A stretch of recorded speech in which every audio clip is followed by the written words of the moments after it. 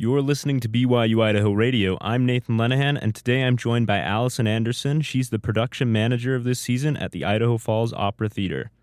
Allison, thank you so much for joining us today. Happy to be here. Thank you.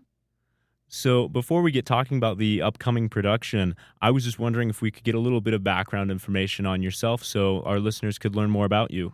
So my name is Allison Andersen, and I am serving as the production manager with the Idaho Falls Opera Theatre. I also serve on their board as well, and I am a collaborative pianist by trade. I went to BYU-Idaho for college studies, going through their music program as a collaborative pianist and accompanist, and actually worked at BYU-Idaho for about 20 years, serving as a pianist for the music and theater departments, helping out students so they could make recitals or juries or recordings, also helping with the orchestra or productions whenever they needed a pianist. I was kind of the orchestra before the orchestra got there.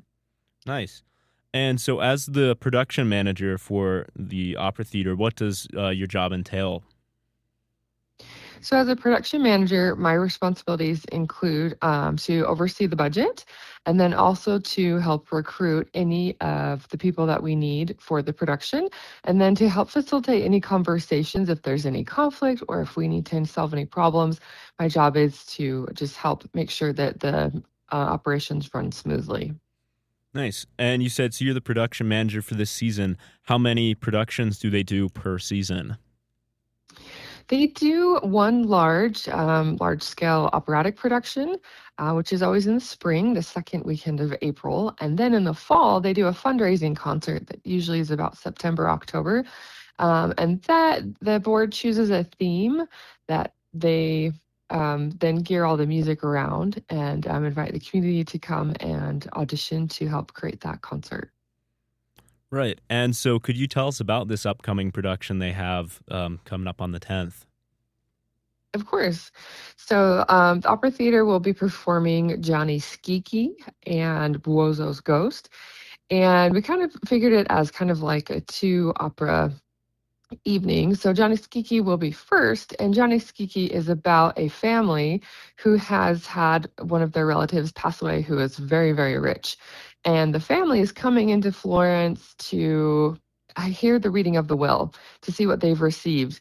And when they find the will, they realize they didn't really get much. So one of the men of the family, he actually knows of somebody in the city who could, alter the will. No one really knows the guy's died quite yet. And so they're like, well, if we can, fix this and give ourselves what we want, and then, maybe give Gianni Schicchi something in return for his help, they can have most of like the family estate, the sawmills at Senia, and the rest of the really, big estate options. And so they run and go get Gianni Schicchi and bring him back. And he's just like, wow, these people are super pathetic. But, I know what I can do to make this happen. So I'll help you. And the guy who, calls on Gianni Schicchi, he's actually in love with his daughter, Lauretta. And so Renuccio is his name. And so he's like, oh, this is in it for me. I'll totally look great for this girl. And then my family will get the money and I'll have the girl and life will be great. But there comes a twist in the end where Gianni Schicchi actually wills himself the vast majority of the estate, and the family is very, very upset that he has conned them into almost, they've got more than what they did before, but he Right. willed everything else to himself. Yeah. So it's very funny. And Sean Coletti, who's the former mayor of Ammon, is actually our lead, Gianni Schicchi, and he does a really great job. And we have multiple students from BYU-Idaho participating, which is great. And then, so that's about, 30, 35, 45 minutes long. Mhm. And we'll have a 15-minute intermission. And then Michael Ching, who is a composer, composed Buoso's Ghost during the 1990s, and so it has a different sound as well.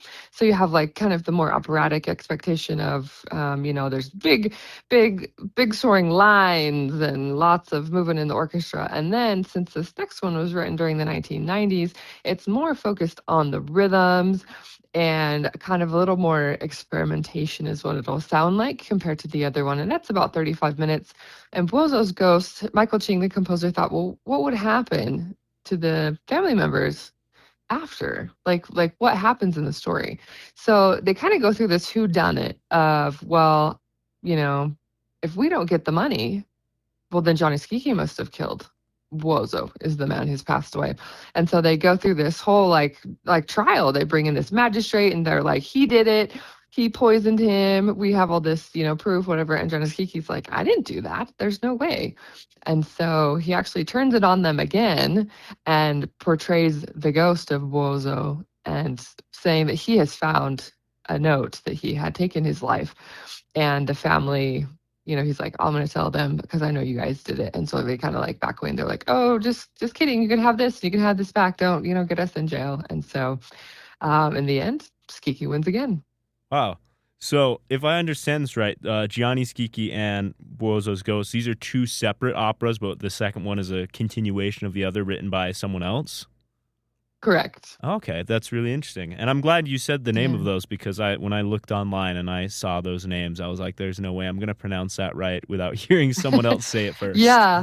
Yeah, so Gianni Schicchi was actually written in Italian, and we're trying to make the music more accessible to the community. And so they're actually both sung in English with some phrases in Italian, like at the end, Schicchi is telling them to get out. So he has via, get out. This is my house now. So there'll be some Italian things in there, but we'll also have subtitles, which is helpful when there's so much music and so much singing going on that you can still continue with the storyline. Yeah.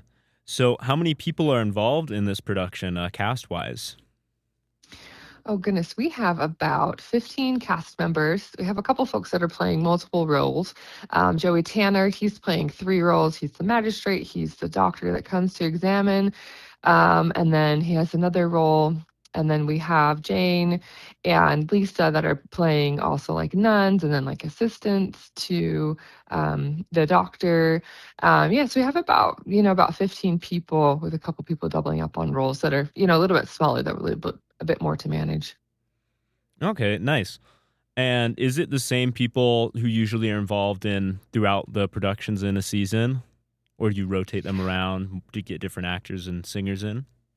Yeah, that's a good question. So we usually have new folks that join every year. We have a couple of usual people. They spend a lot of time making sure the music is prepped, and so it's a bigger commitment than some other theaters that go in the area.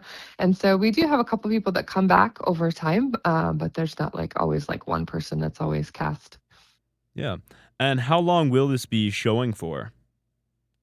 So we open on Friday, April 10th at 7 o'clock at the Frontier Center in Idaho Falls.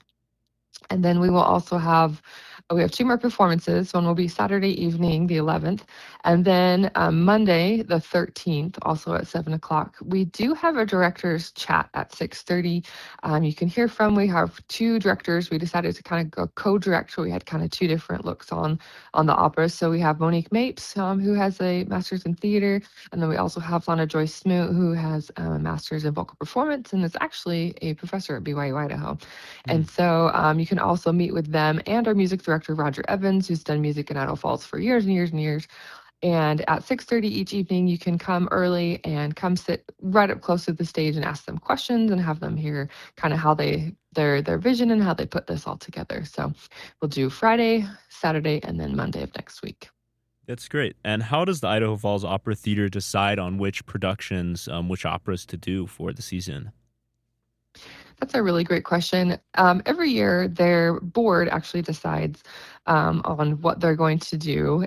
So after we close out this opera, they'll decide and probably announce it in the fall. And so it's a collaborative effort between their board to pick out what they're going to do. They try to do things that are approachable to the Idaho Falls area. It's a smaller company, but they reach quite a few people. And also do something, that they enjoy musically, because most of them are musicians as well. And how long has the Idaho Falls Opera Theatre been around? It's been going for almost 50 years. Wow. A couple of the original co-founders still serve on the board today. Rob Farnham, he's a lawyer in the area.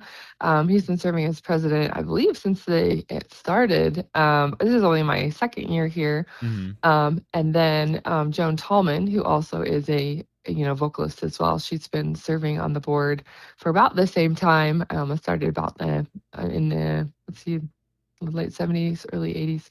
So they've been here for a while, which is really great. They've put on a opera every April for almost 50 years. Yeah, that's super impressive. So I guess having been around that long, there must be a good amount of community support for the Idaho Falls Opera Theater. I think it has come and gone, with the ages, depending on, how involved they get with the community.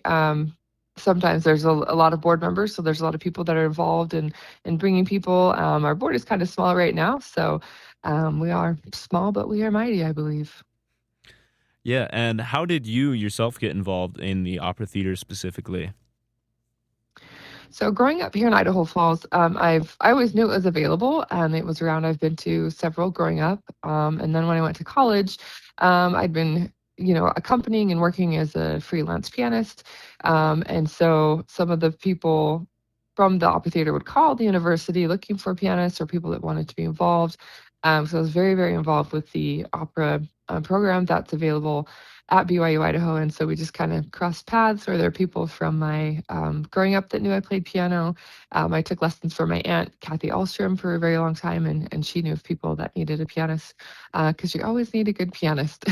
That definitely Right. defines kind of, where you start from. It's a good foundation in all things music. And so a friend of mine, Linda Hafner, who's a very big supporter of the arts in the Idaho Falls area, she supports the symphony a lot and the Presbyterian Church in their music program. We became friends. A friend of mine needed a pianist to play a couple of years ago at their fall concert, and I sat down next to her and I said, I think we need to be friends. And, we've really become family over the years. And so she invited me a couple of years ago to be a part of the board. And I really love being in part of arts administration. I was going to get a master's in arts administration, but felt if I got an MBA, I'd be able to help more with the business side of it. Business is very intriguing to me, as well as, being a musician. And so it's been really cool to kind of use those skills, kind of crossover between music and business to help where I can. Yeah, that's great that you can mix those two things that you enjoy and just find something to do with it. For sure. It's been delightful. And just last, is there anything that you'd want the community to know about the Idaho Falls Opera Theater? I would love for people to know that opera exists in Idaho Falls, and there's going to be a lot of opportunities to come. If you are not familiar with opera, no need to be scared of it. It's for everybody, just like the symphony is for everyone. I would encourage you, if you go to an opera, to read the plot beforehand. There's so much detail and so many things that when you finally see it on stage that you may miss because you need to know what's going on in the story. And most of the time, if not every time, they will have subtitles or some way for you to follow along in English. Composers wrote their operas in different languages because it fits more of the music and how they wanted to tell the story. But there are ways for you to understand what's going on. And it's really just storytelling. And if you love a good story, opera is a great place to start. It's very, very dramatic. Allison, thank you so much for coming on and sharing all this with us. You're welcome. I appreciate your time.